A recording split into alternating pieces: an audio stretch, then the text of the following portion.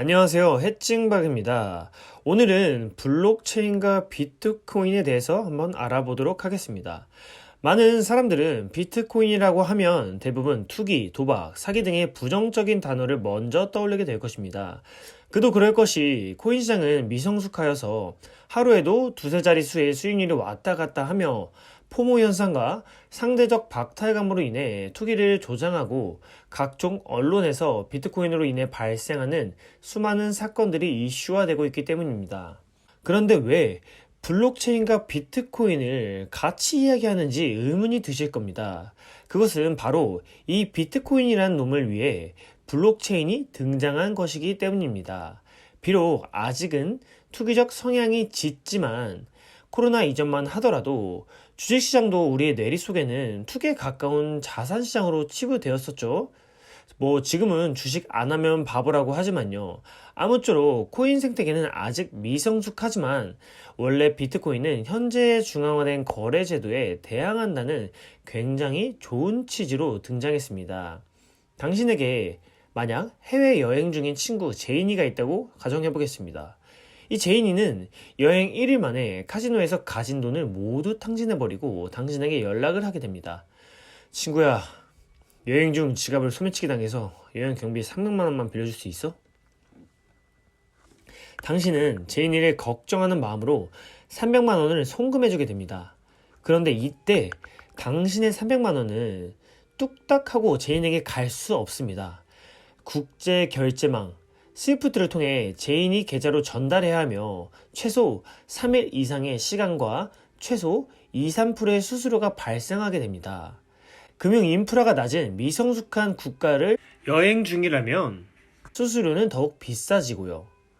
아무쪼록 당신이 은행을 통해 300만 원을 보내는 순간 은행사에서는 당신의 계좌에 300만 원이 있는지 확인을 한 후 스위프트 결제망을 통해 제인의 계좌로 전달됩니다.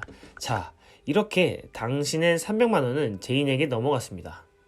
이 과정에서 은행이라는 제3자는 당신과 제인이 둘만의 거래 과정에 중개자로서 자리를 잡고 은행 장부에 이체 내역을 기입함으로써 당신이 제인에게 돈을 전달했다는 것을 보증합니다. 물론 오랜 기간 신뢰를 기반으로 다져온 정부와 은행, 기업이라는 부분에 있어서 아무 문제 없습니다. 하지만 둘의 거래가 중앙화된 제3자에 의존하기에 만약 해킹을 당해 당신의 300만 원을 이체한 내용을 담은 장부가 삭제된다면 이것을 비롯하여 은행의 모든 거래 내용이 삭제되고 조작된다면 당신은 중앙기관을 신뢰할 수 없게 될 것입니다. 실제로 2008년 미국발 서버프라임 모기지 사태를 시작으로 전 세계 금융이 처참히 붕괴되기 시작했으며 수많은 실업자와 경제공황으로 시민은 국가와 은행을 비롯한 중앙기관을 불신하게 되었습니다. 서버프라임은 신용이 낮은 등급을 나타내는 단어로서 신용이 낮은 이들에게 더욱 비싼 금리가 적용되어 유동되는 대출로서 부실 채권들이 상당수였으며 부실 채권들이 부채 상환에 문제가 될 것을 알았음에도 갖가지 파생 상품을 만들고 유통하며 월가를 기반으로 한 금융권은 많은 거래를 통한 수수료 수익을 챙기며 금융위기를 초래하게 되었던 것입니다. 즉, 짬뽕을 만드는데 7일 지난 면과 썩기 직전의 홍합과 시장에 버려질 양파와 대파, 하수구에 있는 물과 다른 재료들을 합하여 다양한 종류의 그럴싸한 차돌박이 짬뽕, 매콤 짬뽕, 고추 짬뽕, 정말 다양한 짬뽕을 만들어서 팔았다는 것입니다. 하지만 결국 소비자는 탈이 나겠죠. 그 책임은 그 누구도 지지 않았습니다. 그리고 마치 기다렸다는 듯 혼란 속에서 비트코인 개발자인 사토시 나카모토는 2008년 8월 도메인을 개설하였고 10월 백서를 공개하였으며 이 백서라는 것은 화이트 페이퍼라고 비트코인에 대한 논문이라고 생각하시면 됩니다. 2009년 1월 3일 비트코인 소프트웨어가 구동되며 탄생하였고 그 논문의 이름은 개인 간 전자화폐 시스템으로 완전하게 탈중앙적인 새로운 화폐 비트코인에 대한 이론이 담겨 있었습니다. 그리고 논문 속엔 비트코인을 작동시킬 블록체인이라는 것도 함께 들어있었는데, 세계 경제 위기 속에서 비트코인의 첫 블록에는 은행을 위한 두 번째 긴급 구제 방안 발표 임박이라는 문구와 함께 시작되었습니다. 이거는 우리가 이제 제네시스 블록이라고도 하는데요. 비트코인을 우리가 타는 자동차라고 한다면 블록체인은 그 자동차를 작동시키는 엔진과 각종 부품과도 같습니다. 5명의 사람들이 있다고 가정해 보겠습니다.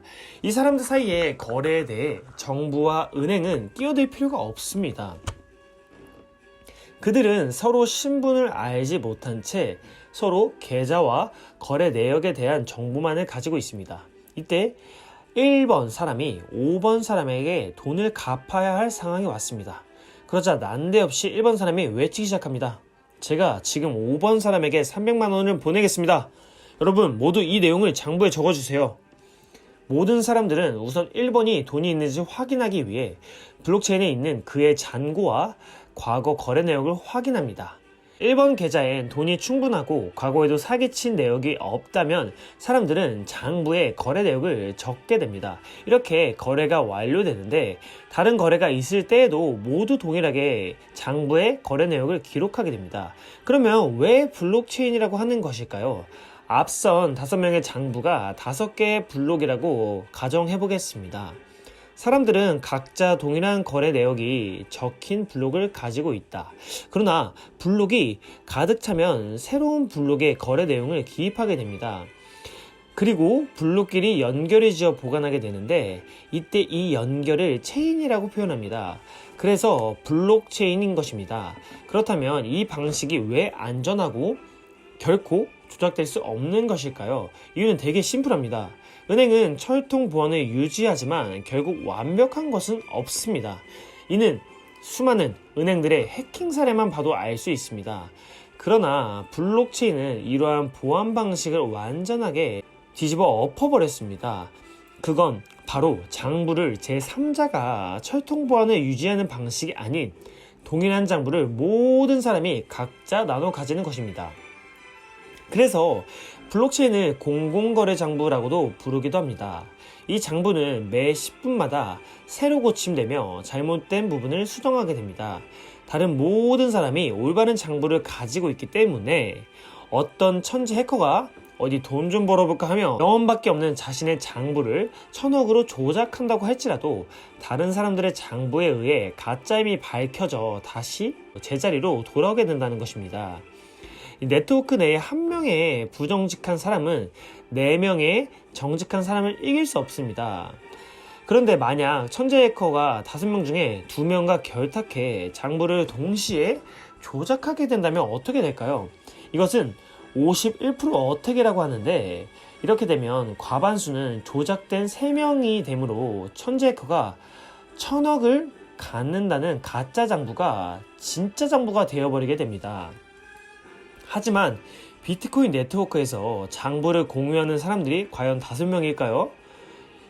사람들이 100명, 1000명, 10만 명, 아니면 1000만 명 늘어난다면 51%는커녕 1%만 조작하는 것도 사실상 불가능할 것입니다. 현재 크립토 지갑 수가 약 2억 개이니 더더욱 어렵겠죠? 그렇기 때문에 블록체인은 결코 해킹 당할 수 없는 기술이라고 하는 것입니다.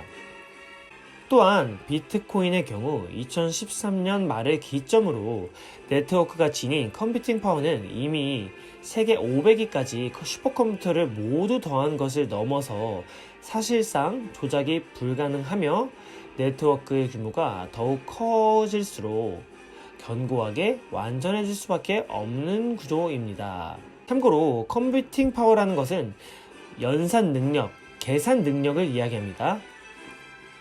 그리고 더 놀라운 것은 이 기술이 금융뿐만 아니라 우리 사회의 모든 영역에서 적용 가능하며 더욱 신뢰할 수 있고 더욱 안전하다는 것입니다.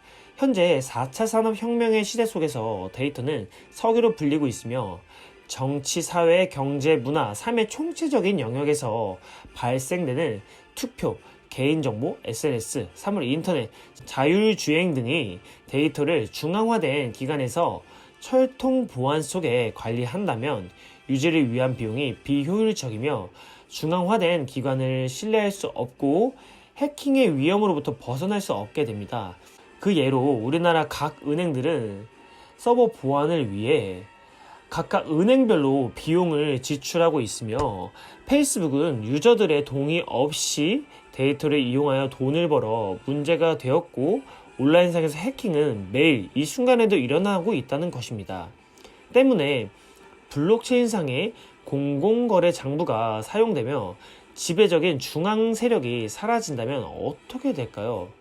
그 자리는 재력, 권력과 상관없이 모든 시민들이 공평하게 나눠 가지게 될 것입니다.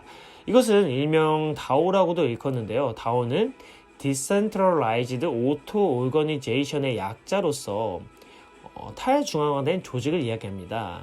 아무쪼록 이 세상의 모든 영역에서 블록체인이 적용된다면 그 누구도 거짓을 말할 수 없을 것입니다.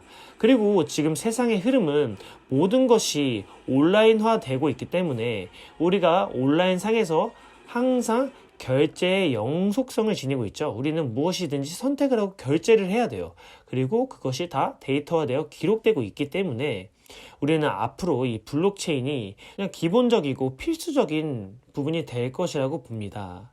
그리고 이 블록체인이 상용화된다면 정부, 대기업과 같은 중앙기관들은 더 이상 대중들을 속일 수 없을 것입니다. 인터넷 혁명이 우리가 느끼지도 못하게 우리의 삶을 장악한 것처럼 블록체인을 기반으로 한 혁명은 새로운 개념의 정부와 국가를 만들 것이며 우리가 늘 그래왔던 것처럼 느끼지 못하게 우리의 삶을 장악하게 될 것이고 자연스럽게 스며들 것입니다. 그리고 그때 우리는 세상 참 좋아졌네라고 말하며 삶을 영위해 나갈 것이라고 생각합니다. 그럼 오늘 정보가 유익했다면 좋아요와 구독 해찡!